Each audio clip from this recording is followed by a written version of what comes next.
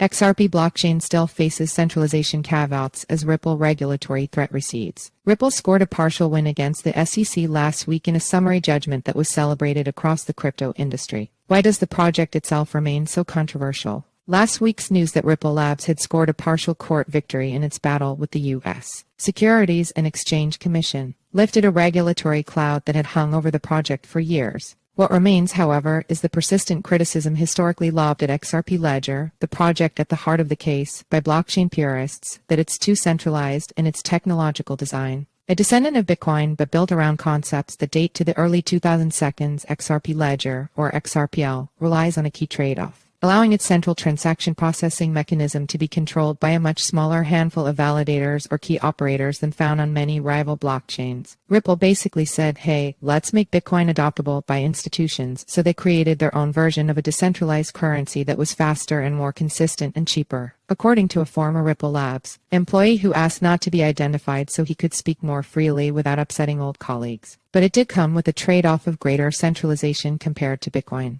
Benefits come in the form of security, speed, and throughput, but the downside is that more centralized networks are more susceptible to the influence of major players or prone to single points of failure. That's not to say that the XRPL isn't, in and of itself, a fascinating project in its own right, having been an early mover in the blockchain industry and now commanding a market capitalization for its native token XRP of $42 billion, the fourth largest among tens of thousands of cryptocurrencies, along the way attracting the likes of big banks like Bank of America as partners. NFTs are natively built into the blockchain's underlying programming, something upstart competitors are only now accomplishing. Smart contract-like functionality is currently on the way, and third-party sidechains are beginning to proliferate. Potential use cases like global remittances are obvious. Ripple just has very different ambitions from many rival blockchain projects where decentralization is, for better or worse, an organizing principle. CoinDesk reached out to Ripple Labs for comment but did not hear back by press time. Bitcoin for Bankers. Released in 2004 by a Canadian programmer named Ryan Fugger, Ripple wasn't originally a blockchain project. Cryptocurrencies, as we know them, wouldn't even exist for 4 more years. Ripple Pay, as it was originally called, was a peer-to-peer payment network, focused on convenience and security.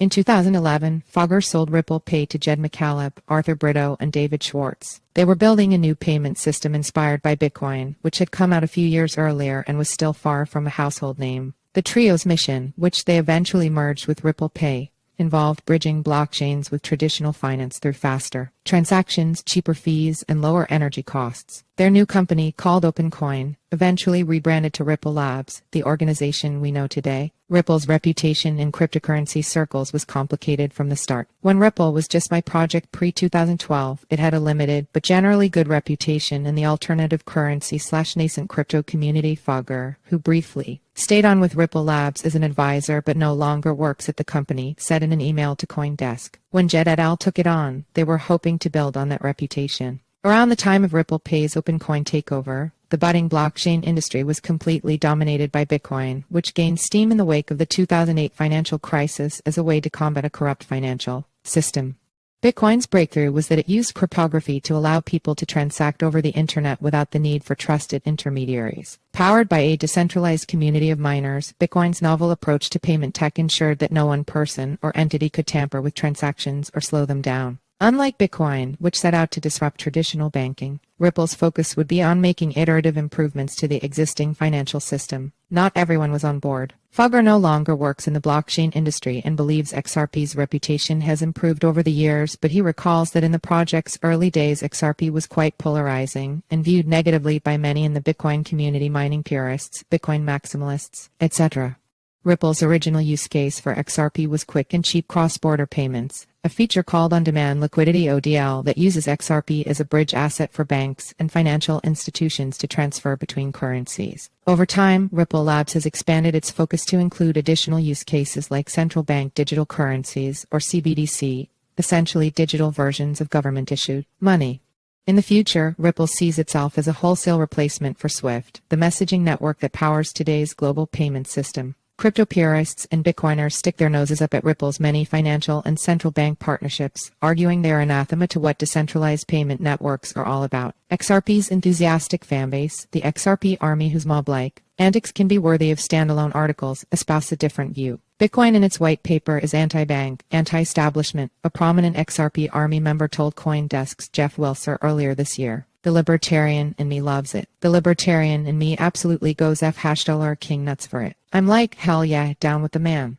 As an adult, I understand that the legacy firms and systems and governments and central banks of the world aren't going for any of that shit. Centralization concerns. Ripple's critics often take issue with XRP Ledger's consensus mechanism, the method the chain uses to securely process transactions. On Bitcoin, which uses the proof-of-work system, anyone can compete to mine blocks and earn rewards. On Ethereum, which uses proof-of-stake, anyone with enough ETH tokens can stake currency to help secure the network and earn interest. Ripple's system, called Proof of Association, or PoA, is more closed off by comparison. Every XRPL server operator is required to manually compile a list of validators called a unique node list UNL that it trusts to report on the state of the blockchain. Anyone can run a validator, but only trusted validators on UNLs can directly process transactions. Ripple Labs and two closely linked entities, the XRP Ledger Foundation and Coil, each publishes a recommended list of validators, and servers are encouraged to use one of these default UNLs rather than build their own list of validators. PoA is ostensibly a way to keep the system cheaper and more energy efficient. By comparison, Bitcoin mining is famously energy intensive, and Ethereum staking requires a heavy upfront capital investment. Both chains, particularly Ethereum, incur significantly higher transaction fees than XRPL. However, XRPL is undeniably more centralized in terms of the raw number of validators that operate its network. There are around 100 validators on the XRP network, multiple orders of magnitude lower than on Bitcoin, which is powered by over 1 million miners. The Bitcoin system has its own issues with concentrated power. Moreover, only around 35 validators are on XRPL most used default UNL, meaning fewer than 3 dozen entities play an outsized role in keeping the chain alive and truthful. If enough of these operators collude to sabotage the network, they could, at the very least, disrupt the chain's liveness. PoA is also pitched as more secure for partner institutions since only trusted entities run the chain.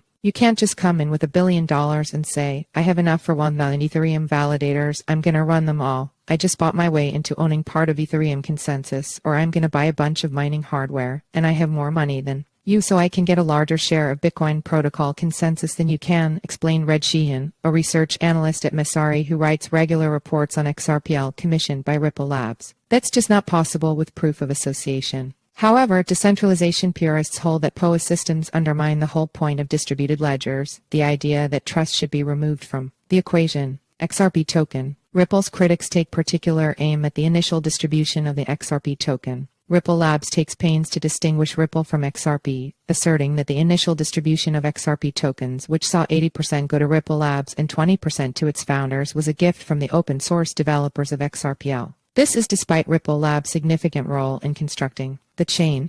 Over time, Ripple Labs has divested a large portion of its XRP holdings, sometimes selling over the counter to institutional investors and at other times to retail investors through cryptocurrency exchanges via so-called programmatic sales. Ripple Labs remains the largest holder of XRP tokens, which has led to concerns that it can hurt or manipulate the asset's price. However, most of the firm's remaining XRP is held in an escrow account, which restricts Ripple Labs from selling any more than 1 billion XRP in any given month. Smart contracts and sidechains. Placing XRP's initial distribution and XRPL consensus mechanism aside, the XRPL ecosystem has struggled to find much adoption outside of a limited set of use cases. On one hand, Ripple's proprietary ripplenet product suite, which is based on XRPL, has begun to see increasing adoption from banks. According to Sheehan, institutional tools, whether that be on-demand liquidity or whether that be CBDC, seem ahead, I'd say, of other chains. On the other hand, says Sheehan, adoption of retail-focused XRPL use cases, like NFTs, have struggled to find the same footing. Part of why XRP has struggled to attract users may be due to XRP Ledger's lack of programmable smart contracts, the blockchain-based computer programs that most modern blockchains, like Ethereum, use to power their community-run NFT and decentralized finance DeFi ecosystems. The former Ripple Labs employee that spoke to CoinDesk says criticisms of XRPL tech should consider the chain's age. It's literally a decade old. It's easy for the Ethereum community to look at it today and be like, oh my god, you can't even do smart contracts, that's ridiculous.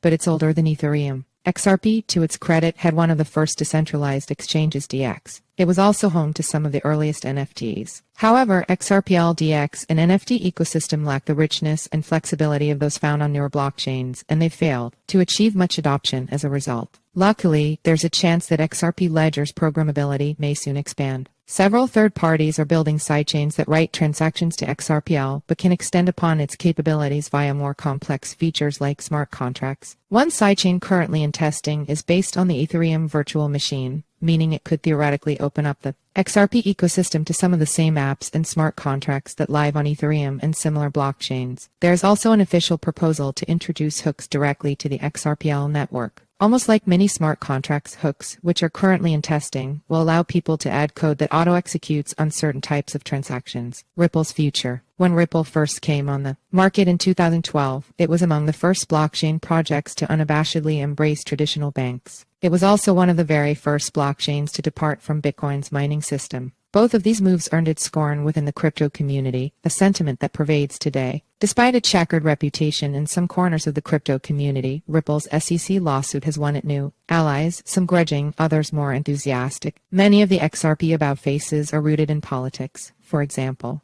the enemy of Gary Gensler is my friend. Others, though, have signaled a willingness to reassess Ripple as a whole. For instance, Ryan Selkis, the Messari founder and former XRP critic, has called for the industry to rally behind the project. I've been critical of Ripple in the past. Various reasons, but more aligned with them than ever before, he said in March in a now-deleted tweet. Ripple should win the overreaching XRP SEC case, and the XRP Ledger should be afforded the opportunity to compete fairly on digital payments infra globally. Demand is there.